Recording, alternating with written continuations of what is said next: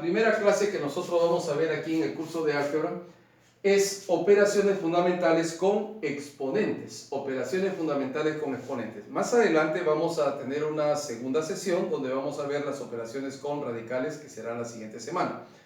Pero esta vez solamente nos vamos a concentrar en los manejos que se tienen que hacer con los exponentes. Varios de esos teoremas ustedes ya los conocen, ¿de acuerdo? Varios de esos teoremas ustedes ya los conocen. Yo solamente voy a intentar recordarte un poco para que podamos manejar bien eso. Y luego de esto pasamos directamente a la práctica a hacer la resolución de los ejercicios, ¿de acuerdo? Muy bien, entonces mira, para comenzar nosotros vamos a tener un número A. Ese número A de plano ya te estoy indicando que va a ser la base. Recuerda, y ahorita vamos a señalar esto. Mira, la base es este, porque está en la parte inferior. Y el n va a ser el exponente. Exponente viene de la yuxtaposición de dos palabras latinas, ex y ponere, que es un verbo, significa poner un poquito fuera, ¿no? Y como tú te darás cuenta, se ha colocado pues de esa manera. Entonces, el A para nosotros es la base, es un número real, y si el A es un número real, estamos hablando de que será pues el 1, el 2, el 3, el 4, estamos hablando de que puede ser el más menos 7, más menos 9, o sea, los números enteros. Podrá ser fracciones, podrá ser irracionales, todo lo que nosotros conocemos, eso es un número real a estas alturas. Mientras que el exponente que va a ser el n, eso sí queremos en esta primera parte que sea pues un número natural. Entonces, siendo que es un número natural, será pues el 0, el 1, el 2, el 3, el 4, etcétera. Son infinitos. Muy bien, entonces voy a empezar dando la primera definición, porque estas son definiciones, no son teoremas, ¿de acuerdo? A a la 0 para nosotros va a ser igual que 1. A a la 0 para nosotros va a ser igual que 1. Y eso va a ser para todo A que sea distinto de 0. ¿Qué significa esto, profesor? Vuelvo a repetir, ¿quién es el A? El A es la base. Cualquier base le va a dar a 0, ¿cuánto me va a dar como resultado? Me va a dar como resultado 1, pero se exige que esa base A no deba ser 0. ¿Qué es lo que pasaría si el A fuera 0? Mira, si el A es 0, entonces tú tendrías que colocar 0 y el exponente ya era 0. Eso en matemática superior se conoce como una forma indeterminada. Hay que tener mucho cuidado con esto para no generar confusión, porque en algún libro se decía que 0 a la 0 es 1. Amigos, cuando eso ocurrió por los años 2000, que se publicó por primera vez, entre comillas, esa novedad, consulté a uno de los mejores profesores que tenemos aquí en Trujillo, en el departamento de matemática, y cuando él lo leyó, un profesor experto en análisis, es doctor en análisis, y él se rió y me dijo, no sé qué pasa con lo de la prueba. Y dice, no están pensando, esto se puede tomar como un límite, pero no como un valor numérico. Y creo que ahí está la situación. 0 a la 0, si se ve como un límite, podría llegar a ser 1. Pero un valor numérico 0 a la 0 simplemente no está determinado. ¿De acuerdo? Muy bien, el A a la 1, el A a la 1 va a ser igual que A. Y esto es para todo A que sea un número real. Recuerda otra vez que la base es real, pero los exponentes van a ser números naturales. ¿Y qué pasa cuando el exponente es mayor o igual que 2? Bien, nosotros tenemos una expresión general A a la n. ¿Qué cosa es A a la n? A a la n es lo mismo que A, por A, etcétera, por A y n veces el factor A. Entonces, la potenciación es una forma contraída de expresar una multiplicación muy particular en que el factor se repite, es el mismo, una cantidad determinada de veces. Y esa cantidad determinada de veces, ¿quién lo indica? Pues lo está indicando el exponente. Por ejemplo, si nosotros tuviésemos a al cuadrado, entonces nosotros podríamos decir, ¿quién es la base? La base es a. ¿Quién es el exponente? El exponente es 2. El exponente me está indicando que la base A se va a repetir como factor ¿cuántas veces? Simple y llanamente 2 veces. Si nosotros, estimados alumnos, tuviésemos A, por ejemplo, al cubo, entonces el exponente 3, ¿qué cosa me estaría indicando? El exponente 3 me estaría indicando que esa base A se va a repetir como factor ¿cuántas veces? 3 veces. ¿Qué significa eso? Si yo tuviera, por ejemplo, a la cuarta, eso sería a por a y por a. Si yo tuviera a la quinta, a por a, por a, por a y por a. Hijo, y si yo tengo a la 20, no voy a estar pues escribiendo a por a 20 veces, ¿no? Y mucho menos imagínate si el exponente es mayor. Para eso existe justamente la contracción que hemos escrito, ahí donde se utilizan los puntos suspensivos, ¿de acuerdo? Bien, después de esta primera parte que es muy básica, solamente quiero indicar esto. La base, fíjense bien, la base, ya sabes que es el A, que además es un número real. La base se repite como factor. Se repite como factor.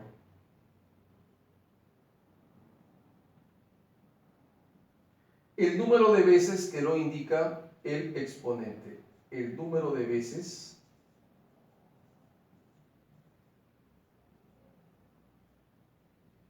que lo indica el exponente.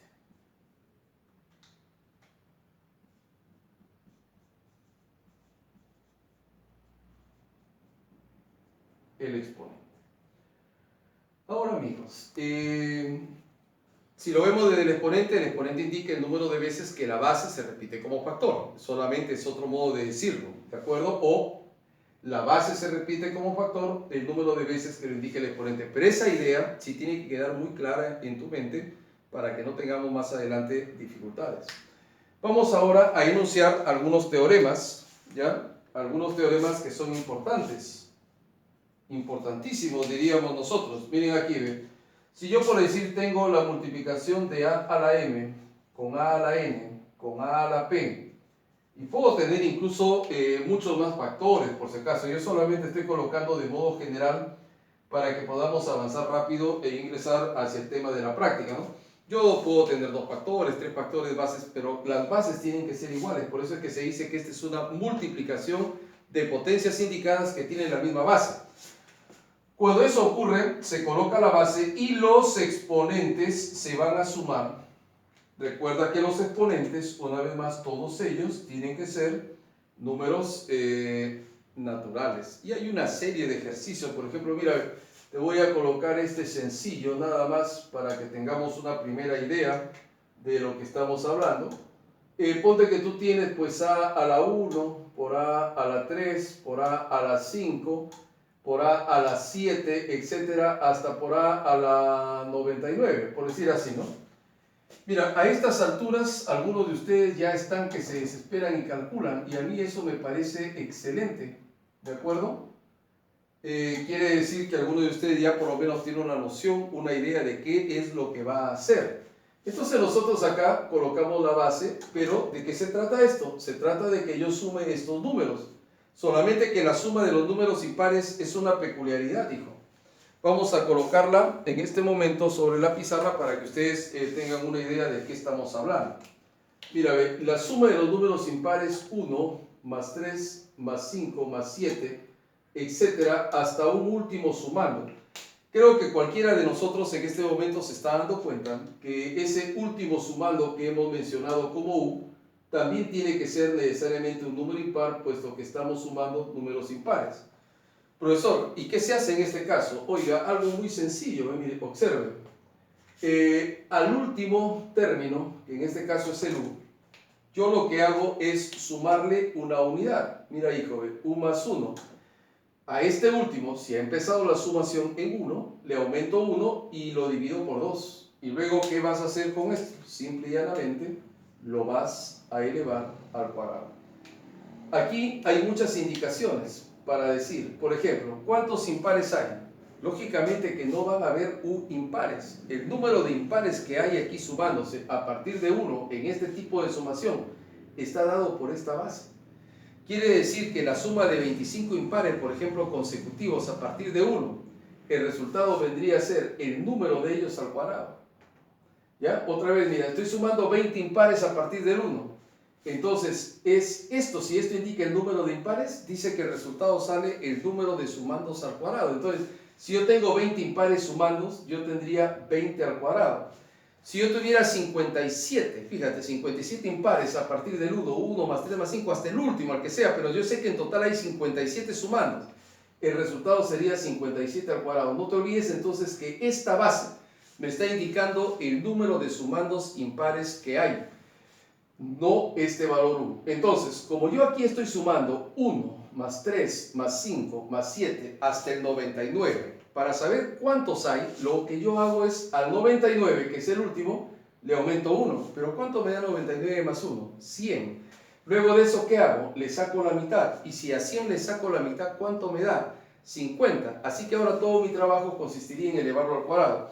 Pero ¿cuánto será 50 al cuadrado? 50 al cuadrado, 5 al cuadrado sería 25 con un par de ceros. Entonces, tú ya no has tenido por qué colocar la suma, ¿no? Sabiendo que si tú tienes este conocimiento ya en ti, simplemente lo aplicas como te estoy diciendo y el resultado es inmediato.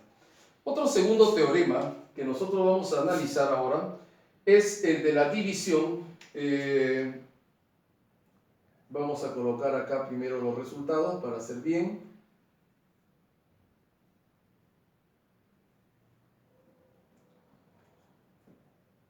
Vamos a ver cómo es esto.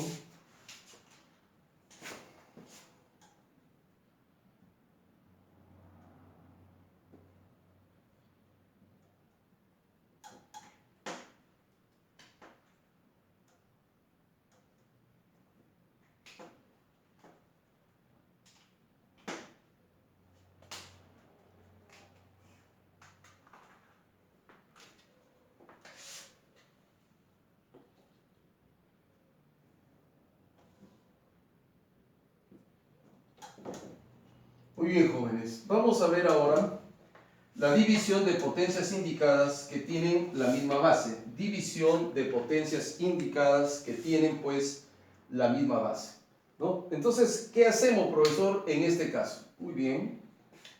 Para empezar, antes de que nosotros hagamos cualquier cosa, quería decir yo lo siguiente. La división de potencias indicadas se puede poner de dos modos. En principio, yo podría colocar aquí a a la n entre a a la n, utilizando el signo de la división usual. Es posible de hacer eso. Ahora, otro modo de hacerlo es así, y en muchos libros de álgebra, incluso moderna, suelen utilizar más bien esa notación. Ahora, ya sea que lo veas así o así, estas bases son iguales, por eso decimos división de potencias indicadas que tienen la misma base. División de potencias indicadas que tienen la misma base. ¿Qué va a pasar con los exponentes? Oye, si el exponente que está en el numerador es mayor o igual que el que está en el denominador, paso a restar, arriba, entre comillas. Y si fuera al revés, o sea que el n es menor que el n, paso a restar abajo. Recuerden ustedes que no toda sustracción está definida en los números naturales. Por ejemplo, tú no podrías efectuar en los naturales 2 menos 5. Tú dirás, profesor, pero 2 menos 5 es menos 3. Sí, pero es menos 3, pero en z, o sea, en los números enteros, y nosotros no estamos hablando de eso. Entonces, la sustracción no está definida totalmente en los números naturales, sino bajo la condición de que el primero operando sea mayor o igual que el segundo. Bien, lógicamente también aquí vale la pena indicarlo muy claramente que el A, ¿qué cosa no debe ser? El A pues no debe ser 0. ¿Por qué? Porque no se puede dividir por 0. ¿Estamos de acuerdo? Bien, nosotros ahora vamos a hablar de otras propiedades más curiosas. Estas son primas hermanas, como que la división y la multiplicación son operaciones inversas, ¿no? Entonces aquí se está multiplicando, ojo, el A y así de este modo, pero esto va a estar elevado a la n. Entonces aquí hay una cierta distributividad, pero no en el sentido estricto, ¿ya? Porque la distributividad, como ya veremos en la aritmética, cuando hablemos de la multiplicación, la distributividad tiene que ser por la derecha y por la izquierda. Y aquí solamente habría una distributividad de derecha a izquierda, nada más. ¿De acuerdo? Entonces, pero de algún modo sería eso. A a la n, B a la n, C a la n. A ver, tratamos de comprender bien esta idea. Cuando tú tienes en la base una multiplicación de factores, cada uno de los factores va a terminar elevado al exponente n. Cuando tú tienes una multiplicación de factores en la base, cada uno de ellos va a terminar elevado al exponente que nos está afectando. De manera recíproca, si yo tuviera esto, porque esto es muy frecuente, por si acaso ya les estoy avisando y lo vamos a ver, esto es muy frecuente, si te lo dan así, tú tienes las bases pero multiplicándose, pero los exponentes son iguales, entonces se puede regresar a esta forma que está acá. Les dije que había una que se parecía mucho y que es justamente el asunto de la división, ¿de acuerdo? Mire aquí, por favor. Si usted tiene una división a sobre b y esto está elevado a la n, esto te da como resultado a la n y acá b a la n. Lógicamente que el b tendrá que ser pues diferente de 0 para que esta división sea posible. Profesor, ¿qué otra propiedad más o qué otro teorema más tenemos? Oiga, el llamado potencia de una potencia. Si yo, por ejemplo, tengo a la m y esto está a la n y esto está elevado a la p, ¿ya? Bien claramente, a la m, a la n y a la p. Pero la característica principal en este caso es que justamente aparecen signos de conexión. ¿Quiénes son los signos de conexión, profesor? El paréntesis, el corchete, las llaves, la barra o vínculo. A mí me gusta utilizar los paréntesis. Ya dependerá de la preferencia de quien te lo explica, pero todos tienen el mismo valor. O sea, simplemente se utilizan para asociar convenientemente una operación. Ya no tiene otro sentido, por si acaso, los signos de conexión. Bueno, como sea, cuando ocurra este evento, tú vas a multiplicar esos exponentes y ten en cuenta, por favor, que la multiplicación es conmutativa. Por decir, yo podría reescribir esto, fíjate bien, por favor, yo podría reescribir esto como a la p, aquí pongo el m y acá pongo el n, y colocarlo de este modo. No hay ningún problema con eso, porque si estos tres se multiplican, el orden de los factores no alterará el producto. Uno hace lo que le conviene y sobre todo cuando lleguemos al tema de ecuaciones trascendentes exponenciales vas a ver que ese tipo de arreglos se hacen muy frecuentemente. Entonces es mejor tenerlo claro desde un inicio. ¿De acuerdo? Antes de proseguir con el exponente ya entero que vamos a hablar a continuación, ahorita hemos hablado del exponente natural, pero cuando hablamos de exponente entero ya estamos hablando de que puede tomar valores negativos también, ¿no? Bien, solamente quería señalar que el 1 elevado a cualquier exponente te va a salir simplemente 1. Y que el 0 elevado a la n también te va a salir 0, pero lógicamente que el n tiene que ser distinto de 0. A ver, 1 a la n, ¿a qué decimos que es igual? A 1. Esa es una primera propiedad. Y ese n lógicamente es cualquier número natural. Ahora, 0 a la n también va a ser igual a 0, pero eso es para todo n que sea diferente de 0 y que sea además natural. Muy bien, voy a definir a continuación el exponente entero. No vamos a hacer mucho problema, amigos, acá. Solamente voy a señalar que existe una expresión a la menos n, cuyo resultado es 1 sobre a la n. Y aquí vamos a volver un poquito hacia atrás para poder expresar adecuadamente una idea que, si bien es cierto, no será una idea muy matemática, bien claramente eso, por favor, no será una idea muy matemática, pero operativamente hablando es una idea muy válida. Fíjese, el exponente que se mueve cambia de signo. Por decir, este n se mueve al numerador, cambia de signo. Este n se mueve al denominador, vamos a decir, cambia de signo. Estoy diciendo que eso no es muy matemático, pero funciona, o sea, es fácil de entender. El exponente que se mueve cambia de signo. Si este está acá y se mueve al denominador, cambiará de signo. ¿De acuerdo? Esto tiene varias aplicaciones y una de las más potentes aplicaciones que tiene, por ejemplo, es esta. Y hay que tomarla, esta de acá, en los dobles sentidos, siempre en el doble sentido. ¿A qué me estoy refiriendo? Profesor, hay que decir cosas malas. No, hijo, me refiero a esto. Ojo. Si yo tengo a sobre b a la menos n, esto será lo mismo que b sobre a la n. Cuando me refería a doble sentido es a la reciprocidad de esto. ¿A qué se refiere, profesor? Aquí el a y el b son diferentes de 0. el A diferente de 0, el B diferente de 0. ¿A qué se refiere? A que a veces cuando estamos operando nos topamos con esto, pero es necesario obtener esa otra base. O sea, te topas con B sobre A, pero tú requieres A sobre B. Entonces, ¿qué se hace?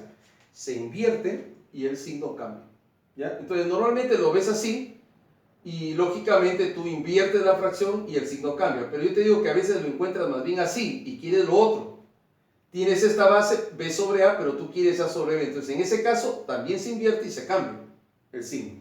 Entonces, a eso me refería en el doble sentido. Y luego de esto, estimados amigos, aquí hay una cuestión que es la siguiente. Si yo tengo A a la M y lo estoy multiplicando con A a la menos M, fíjese bien, por favor, aquí. Es muy importante porque ya vas a ver que lo utilizamos bastante. A a la M por A a la menos M. Entonces, en este caso, tú puedes decir así, oiga, son bases iguales. Puedo sumar los exponentes. Si yo sumo el M con el menos M, ¿a qué será igual M sumado con menos M? Bien, eso va a ser igual a 0. Entonces, yo voy a tener A a la 0. ¿Pero cuánto vale A a la 0? A a la 0 va a valer 1. Ya tú sabes que el A no debe ser 0, ya lo hemos indicado varias veces. Tú tienes que irte cada vez poniendo más consciente de este tipo de detalles, de acotamientos. Ahora, el otro modo, como lo puedes ver, es A a la menos M sería 1 sobre A a la M. O sea, tú tienes A a la M por 1 sobre A a la M, se cancela. ¿Y qué te daría? Te daría 1. Entonces, hay dos maneras de comprobar que esa solución es la correcta. Muy bien, también me gustaría indicar aquí lo siguiente. ¿Qué pasa, por ejemplo, hijo, cuando tú tienes A la B, a la C, a la D, a la M? Ya esto de acá, usualmente, antiguamente le llamábamos escalera de exponentes o exponentes sucesivos. Escalera quizá por la forma de que va subiendo. No hay signos de colección, o los hay parcialmente. Bien, ¿cómo se define esto? Cada uno de ellos individualmente se podrá colocar de este modo. Cada uno de ellos individualmente. Entonces, el A, el B, el C, el D y el E. ¿Ya? Esa es una de las maneras como esto se va haciendo. Esto bajo ninguna circunstancia es igual, hijos, a la B, a la C, a la D o a la E. No es bajo circunstancias algunas esto igual a esto. ¿De acuerdo? No son iguales. Ahora, ¿cómo se resuelve esto? Es la pregunta. Siempre nos han dicho que se resuelve de arriba hacia abajo. Y esa es una manera muy sencilla de poder realizar esto. Bien, ¿cómo lo hacemos? Primero, hijo, desarrollas estos dos. Son fáciles de entender porque están ahí arriba. Y lo que sea con este que está acá. ¿Estamos de acuerdo?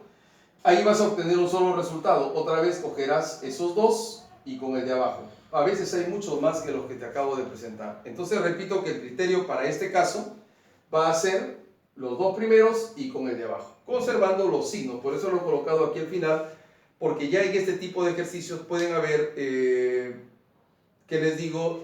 Signos negativos para la grabación.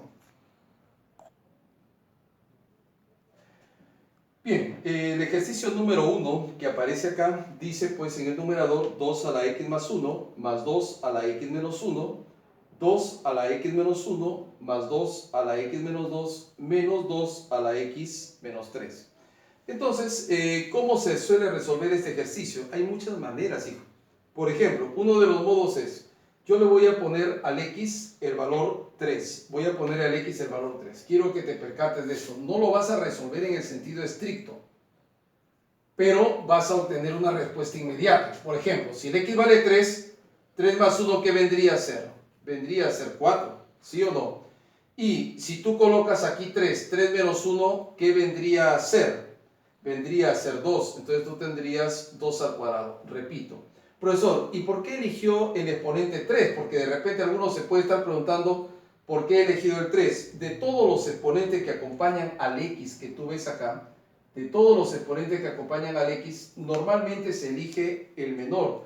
Entre el 1, el menos 1, el menos 1, el menos 2 y el menos 3, el más pequeño es el menos 3. Entonces, este valor 3, el opuesto sería pues el 3, que es el que yo he elegido. Entonces, 3 más 1 sería 4 y 3 menos 1 vendría a ser 2.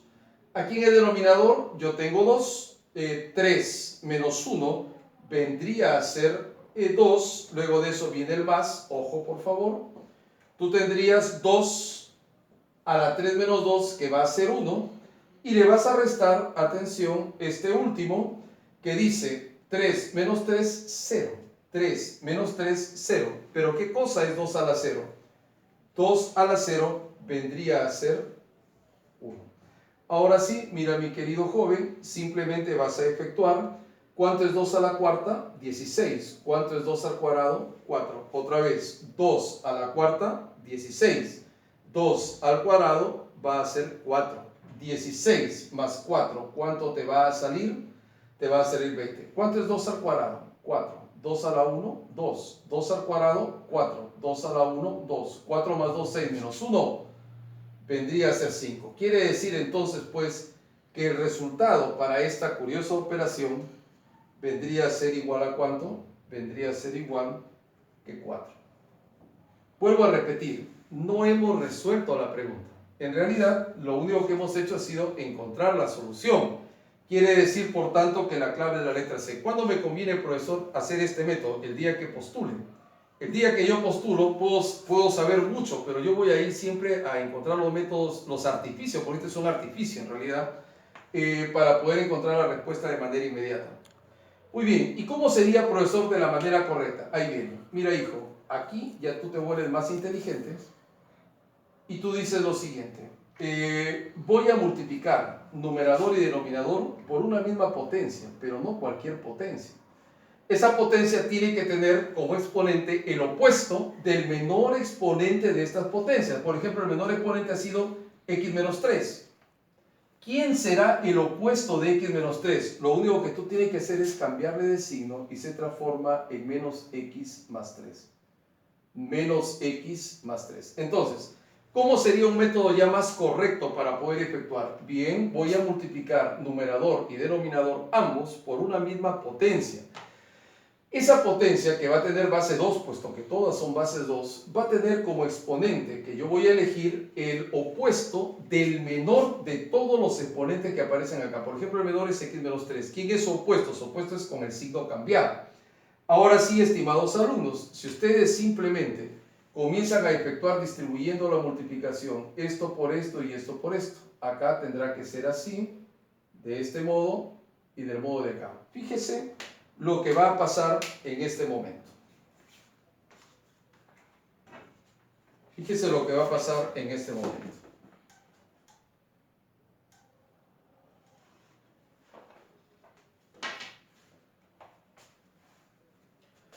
Cuando tú multipliques, esto por esto son bases iguales. Los exponentes se van a sumar. Se coloca la base.